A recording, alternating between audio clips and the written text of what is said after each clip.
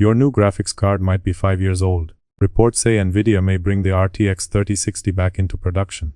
And if that sounds stupid, that is because the market is stupid. This is not a comeback story. This is a distress signal. It tells you the low-end GPU market is so weak, so overpriced, and so badly managed that a card from 2021 can still be floated as a solution in 2026. That is the claim, so let us separate it from the noise. Reports say Nvidia may bring the RTX 3060 back. Reports do not equal an official launch. Reports do not equal an announcement. Reports do not equal a product page. That distinction matters because a real breakdown starts by telling the viewer what is rumor and what is confirmed. If you blur those lines in the first minute, then you are not explaining the story. You are just decorating it. Now here is why people are not dismissing the rumor outright. The RTX 3060 is old, but it is still common, still usable, and still tied to the exact part of the market where normal people actually live. Not benchmark addicts or rich collectors. If you want somebody to keep calling this market exactly what it is, hit like, subscribe, and come back for the next one. Normal buyers, people who want good enough performance without taking out a bank loan just to launch a game. That is why the rumor feels plausible. It fits the shape of the mess we are already in. And before we go any further, keep one question in your head, because it matters later. If the 3060 really comes back, which 3060 are we talking about? That is the trap sitting under the floorboards. The name sounds familiar. The badge sounds safe. The details are where the pain starts. Now let us get into the confirmed context that makes the rumor believable. The RTX 3060 existed in more than one version, and that matters. The better-known 12GB model built a decent reputation. The weaker 8GB model did not inspire the same warmth. The card launched in 2021, but it never really left the conversation.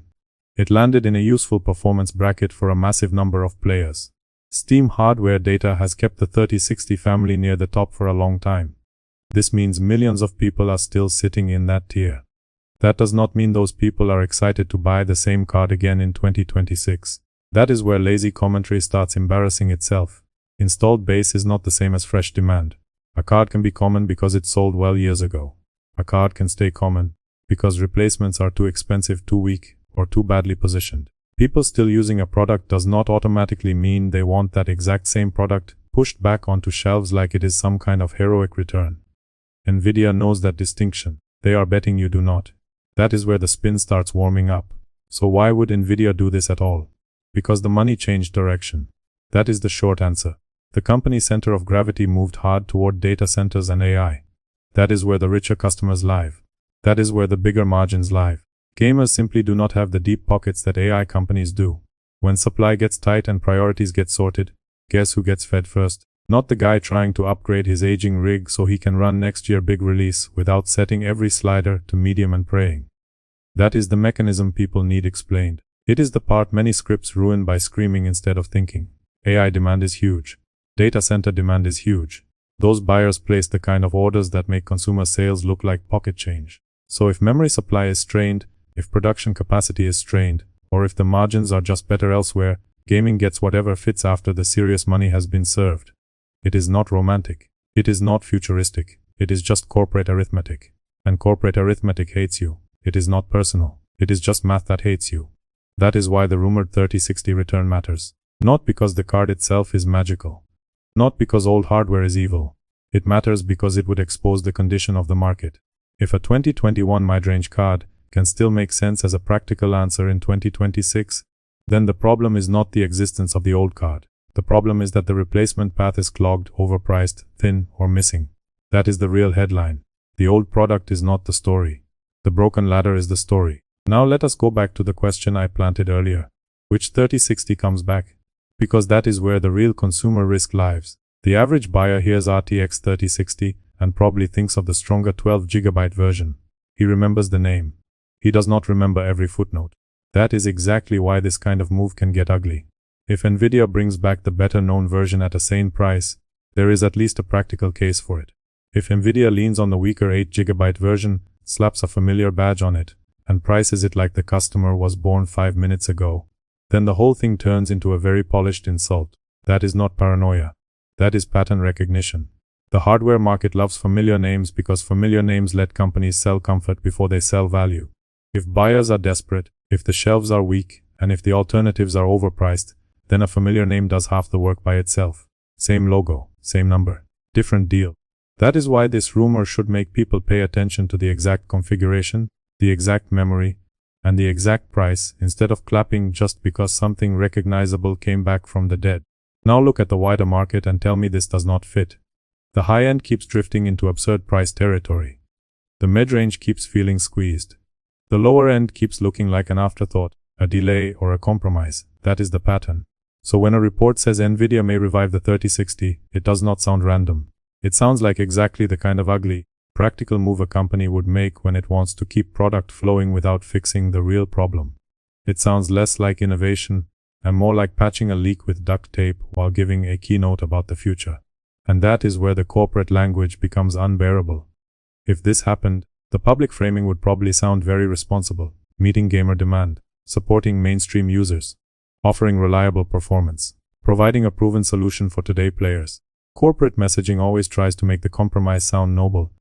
It always tries to make limitation sound strategic. It always acts like the customer should admire the company for navigating conditions that the company itself helped normalize. That is the part that deserves ridicule. Because let us translate it into plain English. The future is more profitable somewhere else. The rich customers are buying the important toys. The gaming audience still matters, but mostly as a mass market base that needs to be kept alive, not thrilled.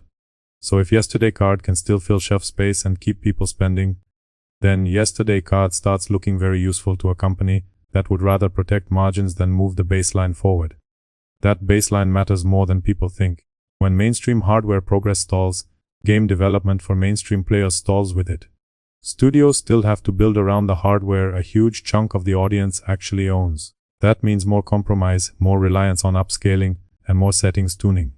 More games are built around ceilings that should have moved already. So this is not just a weird product rumor. It is a signal about the health of the whole PC gaming ladder. If the bottom and middle stop moving properly, the ecosystem starts dressing stagnation up as optimization. So let us put the chain together cleanly. The claim is that Nvidia may bring back the RTX 3060 in 2026. The status is that this remains a report, not an official announcement. The reason people believe it is because the card remains common, recognizable, and still useful for mainstream gaming. The business motive is that Nvidia makes far more money in data center and AI markets, which means consumer gaming is no longer the first priority when supply, margins, and allocation get ugly. The consumer danger is that a familiar name can hide a weaker value proposition if the wrong version comes back at the wrong price. The larger meaning is that the affordable GPU path is unhealthy enough to make this move sound rational. That is the actual breakdown. Everything else is the rant layer. And yes, the rant layer still belongs here, because this story is embarrassing for the market. Nvidia loves to present itself as the company building tomorrow. Fine. Then explain why tomorrow for normal gamers may involve dragging a 2021 mid-range card back onto store shelves. Because the modern low-end cannot stand on its own without falling over.